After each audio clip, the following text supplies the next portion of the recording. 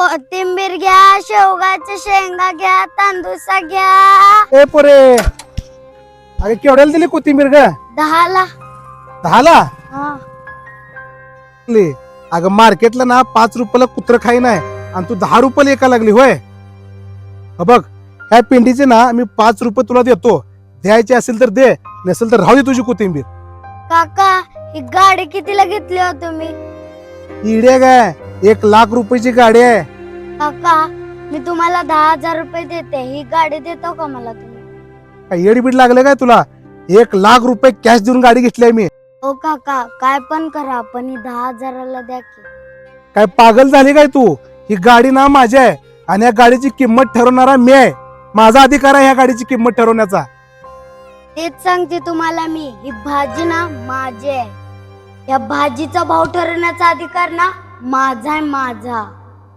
कारण मी शेतकरी आहे आणि या भाजीची मालकीण आहे, मालकीण. दिदे, खरंच मला माफ करा. अगं तू ना माझं डोळे उघडलं बघ. अगं शेतकरी ना, ह्या शेतकरी म्हणजेच ह्या जगाचा बाप आहे. कारण शेतकरी जर पिकायचं थांबला तर हे जग ना उपाशी मरेल, एक दिवशी उपाशी. इधर तुझं 10 रुपये.